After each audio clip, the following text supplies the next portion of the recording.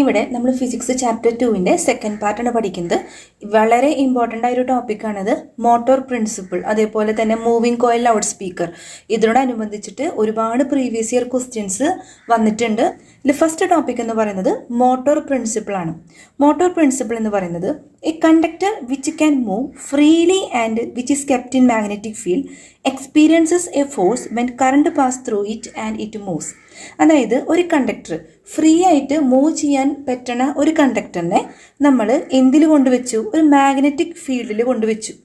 ആ മാഗ്നറ്റിക് ഫീൽഡിൽ കൊണ്ടുവച്ച് ഈ കണ്ടക്ടറിലൂടെ നമ്മൾ ഇലക്ട്രിസിറ്റി പാസ് ചെയ്യണം. കണ്ടക്ടർ എന്ന് പറഞ്ഞു കഴിഞ്ഞാൽ നമുക്കറിയാം ഇലക്ട്രിസിറ്റി പാസ് ചെയ്യുന്ന സബ്സ്റ്റൻസ് ആണ്. അപ്പോൾ ഈ കണ്ടക്ടറെ നമ്മൾ മാഗ്നറ്റിക് ഫീൽഡിൽ കൊണ്ടുവച്ചു, അതിലൂടെ ഇലക്ട്രിസിറ്റി പാസ് ചെയ്തപ്പോൾ ആ കണ്ടക്ടറിൽ എക്സ്പീരിയൻസ് ചെയ്യുന്ന ഒരു ഫോഴ്സ് ഉണ്ട്. ആ ഫോഴ്സ് കാരണം ഈ കണ്ടക്ടറിന് മൂവ് ചെയ്യാൻ പറ്റും. അവിടെ എക്സ്പീരിയൻസ് ചെയ്യുന്ന ആ ഫോഴ്സ് കാരണം കണ്ടക്ടറിന് മൂവ് ചെയ്യാൻ പറ്റും.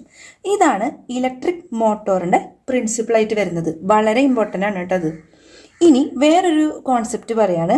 ഇവിടെ കറണ്ടിൻ്റെ ഡയറക്ഷനും അതുപോലെ തന്നെ മാഗ്നറ്റിക് ഫീൽഡിൻ്റെ ഡയറക്ഷനും സെയിം ആണെങ്കിൽ എന്ത് സംഭവിക്കും? അവിടെ പരീക്ഷയ്ക്ക് ഒരു ക്വസ്റ്റ്യൻ വരും. ഇതിലൂടെ ഒഴുകുന്ന കറണ്ടിൻ്റെ ഡയറക്ഷനും അതുപോലെ തന്നെ മാഗ്നറ്റിക് ഫീൽഡിൻ്റെ ഡയറക്ഷൻ സെയിം ആണെങ്കിൽ കണ്ടക്ടറിന് മൂവ് ചെയ്യാൻ പറ്റുമോ ഇല്ലയോ? ഇവിടെ കറണ്ടിൻ്റെയും മാഗ്നറ്റിക് ഫീൽഡിൻ്റെയും ഡയറക്ഷൻ സെയിം ആണെങ്കിൽ കണ്ടക്ടറിന് മൂവ് ചെയ്യാൻ പറ്റില്ല. Conductor will not move. ഇവിടെ നമ്മൾ പറയുന്നു കണ്ടക്ടറിനെ മാഗ്നറ്റിക് ഫീൽഡിൽ കൊണ്ടുവച്ചു, അവിടെ എക്സ്പീരിയൻസ് ചെയ്യുന്ന ഫോഴ്സ്, ഇലക്ട്രിസിറ്റി പാസ് ചെയ്യുമ്പോൾ അവിടെ എക്സ്പീരിയൻസ് ചെയ്യുന്ന ഫോഴ്സിൻ്റെ അടിസ്ഥാനത്തിലാണ് ഈ കണ്ടക്ടർ മൂവ് ചെയ്യുന്നത്.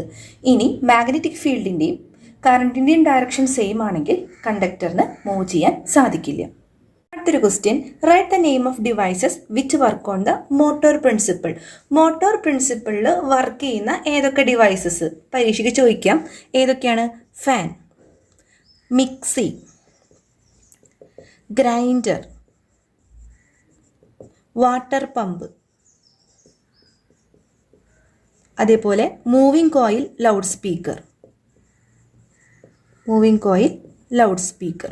ഇത്രയും ഡിവൈസ് ഇപ്പോൾ ഏതെങ്കിലും ഒരു ഡിവൈസ് തന്നു, മിക്സി എന്നിട്ട് ഇതിൻ്റെ വർക്കിംഗ് പ്രിൻസിപ്പിൾ ഏതാന്ന് ചോദിച്ചു കഴിഞ്ഞാൽ മോട്ടോർ പ്രിൻസിപ്പിളാണ് അതിൻ്റെ വർക്കിംഗ് പ്രിൻസിപ്പിൾ.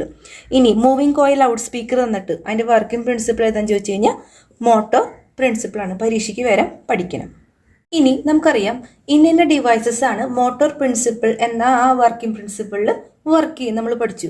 ഇനി ഇതിൽ ഏതെങ്കിലും ഒരു ഡിവൈസ് എന്നിട്ട് ഇതിൽ ഉള്ള എനർജി കൺവേർഷൻ, അതിൻ്റെ എനർജി കൺവേർഷൻ എന്താണെന്ന് ചോദിച്ചു കഴിഞ്ഞാൽ ഈ മോട്ടോർ പ്രിൻസിപ്പിളിൽ വർക്ക് ചെയ്യുന്ന എല്ലാ ഡിവൈസസും ഇലക്ട്രിക്കൽ എനർജീനെ എന്ത് എനർജിയാക്കി മാറ്റുന്നു?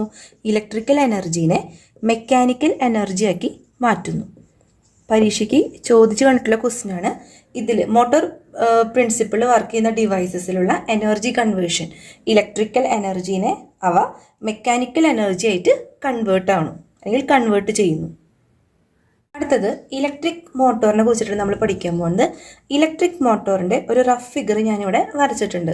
പരീക്ഷയ്ക്ക് ഇങ്ങനൊരു ഫിഗർ തന്നിട്ട് ഇതിൽ N, S, B1, B2, R1, R2, ABCD, XY ഇതിലുള്ള പാർട്സ് ഏതാണെന്ന് ചോദിച്ചു കഴിഞ്ഞാൽ അത് നമ്മൾ പഠിച്ചിരിക്കണം. പല രീതിയിലും അങ്ങനത്തെ ക്വസ്റ്റ്യൻസ് ചോദിച്ചു കണ്ടിട്ടുണ്ട്.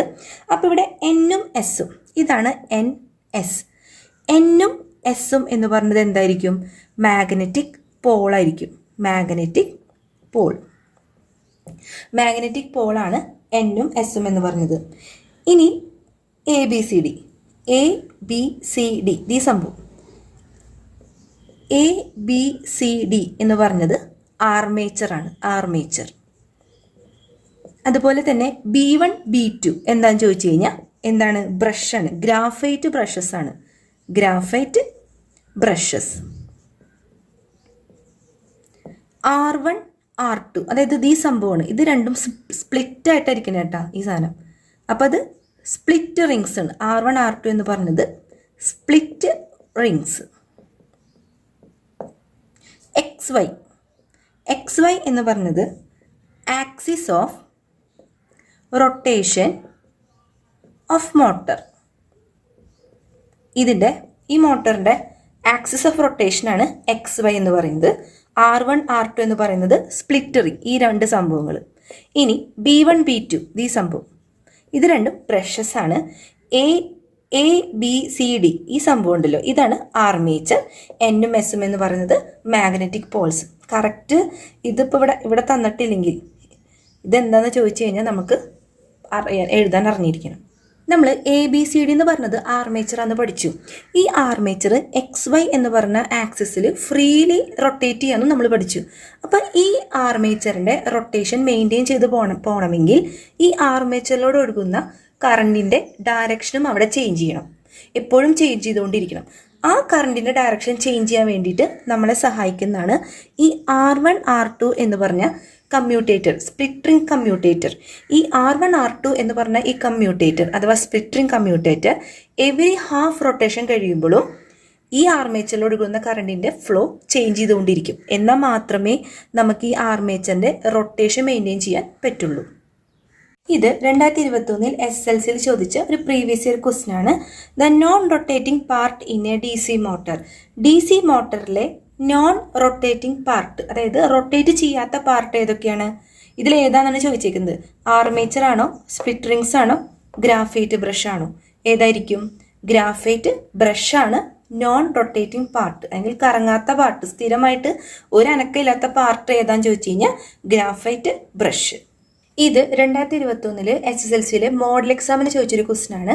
Right the electrical device which convert electrical energy into mechanical energy. നമ്മൾ ആദ്യം ഈ വീഡിയോയിൽ കുറച്ച് ഡിവൈസസിൻ്റെ പേര് പഠിച്ചിട്ടുണ്ടായിരുന്നു. ഇലക്ട്രിക്കൽ എനർജീനെ മെക്കാനിക്കൽ എനർജി ആയിട്ട് കൺവേർട്ട് ചെയ്യുന്നത്. ഇതിൽ ഓപ്ഷൻസ് തന്നിട്ടുണ്ട്: electric iron, soldering iron, loud speaker, electric mixie. ഇതിന് ആൻസർ എന്തായിരിക്കും? ലൗഡ് സ്പീക്കറും ഇലക്ട്രിക് മിക്സി ആയിരിക്കും ആൻസർ. ഈ രണ്ടെണ്ണം ഇലക്ട്രിക്കൽ എനർജീനെ മെക്കാനിക്കൽ എനർജി ആക്കി മാറ്റുന്ന ഡിവൈസാണ്. ഇത് 2021 SSLC മോഡൽ എക്സാമിന് ചോദിച്ചൊരു ചോദ്യമാണ്. Explain the working of split ring commutator.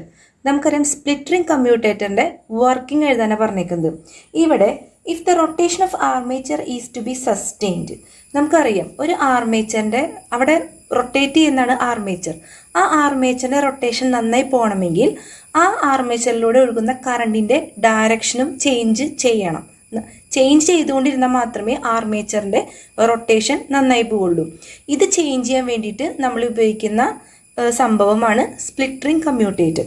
ഈ split ring commutator every half rotation കഴിയും തോറും അല്ലെങ്കിൽ കഴിയുമ്പോൾ കറണ്ടിൻ്റെ ഡയറക്ഷൻ ചേഞ്ച് ചെയ്തുകൊണ്ടിരിക്കും. ഇത് 2020 SSLCയിൽ ചോദിച്ച ഒരു പ്രീവിയസ് ഇയർ ക്വസ്റ്റ്യൻ ആണ്. Observe the figure of DC motor. Right the name of the part labelled as A and B. ഇവിടെ A എന്ന് പറഞ്ഞത് ആർമേച്ചറും B എന്ന് പറയുന്നത് സ്പ്ലിറ്റ് റിംഗ്സുമാണ്. നിങ്ങൾക്ക് ഈ വീഡിയോ ഇഷ്ടപ്പെട്ടാൽ ലൈക്ക് ചെയ്യാനും സബ്സ്ക്രൈബ് ചെയ്യാനും മറക്കരുത്.